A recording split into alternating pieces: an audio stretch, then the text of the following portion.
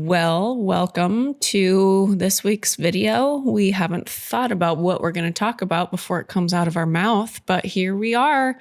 I am in the middle of some pretty insane life pivots and moves in a very, very exciting direction, and all will be announced very soon here and on other platforms. So don't you worry. Everything is great. Family is doing wonderful. We've just been thinking about doing something for a really long time, and we're going to do it. So I have needed to get way more focused and way more organized in these last couple of months than ever before.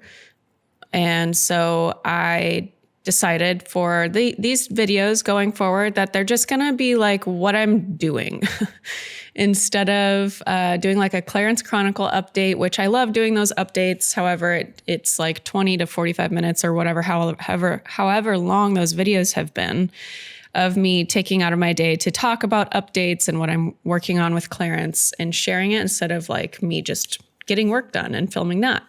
So because I'm very limited on time, because of this huge life pivot that we're going through, I'm also, finishing the Clarence project. I have the Creative Recovery Challenge, which is coming up on March 20th, the first day of spring. I host it every single year. It's a free 3-day challenge that I host every single year that basically helps you tap into your creativity and light that creative spark within you again if you're feeling a little bit blocked or, that sort of thing. It's a great way to inject more creativity into your life and inspiration. So that's actually what I'm working on in this video.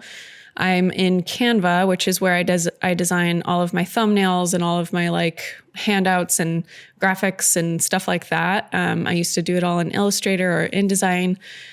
But it's just a quicker and easier route. They've got templates and all this kind of stuff. I'm not selling you on Canva, but here we are talking about it. I use it a lot. So in this video, I'm just working on a couple updates that we're doing this year for the free challenge to just deepen the experience and make it more transformational than it has been in the previous years, even though it's been the comments and the reviews that we get on this challenge are absolutely just mind-blowing. The transformations, the aha moments, all that kind of stuff that people experience is really cool to watch unfold. But we're making a few updates this year. For example, just making it a couple days shorter, but packing all of the info in 3 days instead of 5 days, just because we noticed that people started to drop off towards the end because of busy schedules and stuff like that. So we wanted it to be more accessible and for people to get more of that impact and transformation, more people to experience that than the people that go through all 5 days. So we shortened it. We're making it even more profound than previous years, at least I think. And so I'm working on the worksheets for that. So if you're listening to this video and you haven't signed up for the Creative Recovery Challenge yet, which is on March 20th to 22nd, make sure you do that. There's a video that comes out every single day of the challenge from yours truly. That's on a private, unlisted video link that you'll be able to watch if you sign up for the challenge. And each video has exercises and prompts and things to think about that will help you kind of unearth stretch break. Yes, very, very needed. I like to do my dancey, flowy fairy stretches because it makes me feel like a fairy. I like to just do things because I work alone most of the day that I'm in the office. John and I switch. We're just doing little dances. I'm listening to music probably and bobbing along. But because I work alone in my office, John and I switch time slots that we go to the office and hang with Miles. So throughout the work week. So I'm usually in here alone. And it helps me feel entertained and also keeps me focused if I have conversations out loud, if I'm dancing and breaking up my day, doing that kind of stuff. So if you're a neighbor of mine, you can't really see in our windows, which I love. But if you've ever seen me in a studio or workplace, just kind of bopping around and singing super loudly. My neighbors probably hear that. Yeah, that's me. It's just what I do. I work alone, and it helps me stay on my toes. So anyway, back to the Creative Recovery Challenge. It's 3 days. There's a video each day and also a little handout each day filled with prompts, exercises, and inspiration. And it is just a great time. So I highly recommend you join.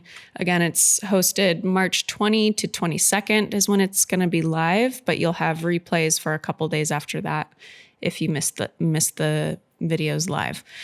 But yeah, so that's kind of what's going on behind the scenes. I'm working on that, plus finishing buttoning up some stuff for clearance before I start scanning everything, like the lettering for the story that I've been showing in the past couple of videos.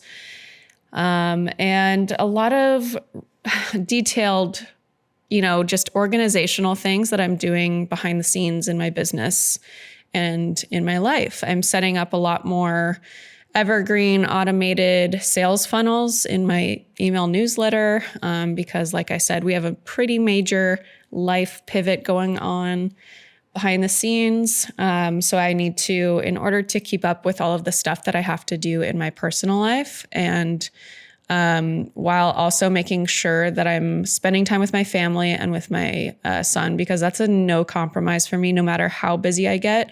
A no compromise for me is making sure that my cup is filled and my family cup is filled. That's top priority. I don't overextend myself in the work department, in the social life department, or anything like that.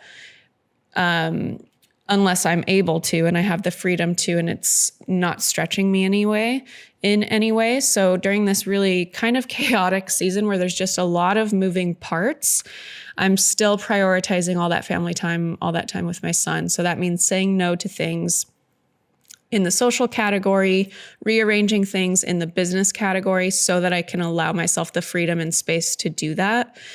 So for example, that has been a huge priority of mine in the last 2 years, shifting the way I work. I'm a recovering workaholic. I built my business on 80-hour weeks. I built my business on overnighters. I built my business on literally only taking bathroom breaks, in the first few years, and not prioritizing like taking care of myself and all of that, mainly because I was really bad at time management and I didn't really understand how to price my work. I was just starting out. I didn't know anything about business, and I, was just kind of learning as I went. And so I needed to put in all that work because there was a lot of stuff that I needed to learn about running a business, about being a designer, being an artist, all these things, a content creator, all of the things. And so I thankfully was in my early 20s and mid 20s, and it was before we had our son Miles. And I was able to put in all that extra time, learning new skills, developing my business, developing my audience, and all that kind of stuff. And I'm grateful that I was able to do that. But I did have to definitely rearrange the way I think, or the way I thought about success, what I thought success meant, and also time and priorities and all these things and boundaries with me and my business and even social media and stuff like that. And so that has shifted a lot in the last couple of years. I've become way more life focused than work focused. I don't believe in work-life balance. I believe in living your life. And work is just something that supports that life, whether that's something that is purpose-filled, heart-filled work, or it's not that corporate jobs aren't heart-filled or purpose-filled at all. Not what I'm saying, but you know what I mean? Like whether you own your own business and you're doing something in service to others, or you're in a job as an employee and stuff like that. Like I think a lot of our culture around work needs to be rearranged in our society, because I believe that everyone deserves to thrive and to live their life and enjoy their life, not until they're retired and, older in life and all their kids are grown up, and you know what I mean? So I am doing this or talking about this because I believe more people need to hear this message. And I'm just kind of in real time displaying my thoughts and what I am doing to help, especially for business owners, because it's so easy to get into a trap of like, I just need to stay on top of things, on top of deadlines, and maybe your pricing structure isn't quite aligned with the lifestyle and the needs that you have, or maybe there's areas in your life where you could cut back on expenses, or you could live a bit more simply and more minimally so that you can maybe work a little bit less and all that kind of stuff. And I know that not everybody's scenario and circumstances are the same. And some people, really do need to work hard in order to put food on the table. But that's why I'm sharing my story, is so that I can at least start with the people who do have accessibility to rearrange some things so that it becomes more normalized and we make more ripples or impacts in the workplace at large eventually, because I do think that we need to do some rearranging in order to have a thriving planet. We need to have thriving people on a very large scale. So anyway, that being said, I've got a lot going on in terms of plates that I'm juggling. So it feels, especially for my ADHD brain, it feels a bit chaotic. However, I'm still making sure that nothing is taking over me. Nothing is taking over my time and my priorities. And so that's required a lot more focus and a lot more organizational tactics, like using my Asana in a lot more detail and making handwritten lists, and just like keeping my drive, keeping my momentum, and just like getting it done. So anyway, that's what I'm up to. I'll be sharing the details of everything very soon, but make sure you go check out the Creative Recovery Challenge, March 20th to 22nd. And I hope you guys are staying creative out there. Make sure to put your phones down and grab your paint brushes, and I'll see you soon in next week's video.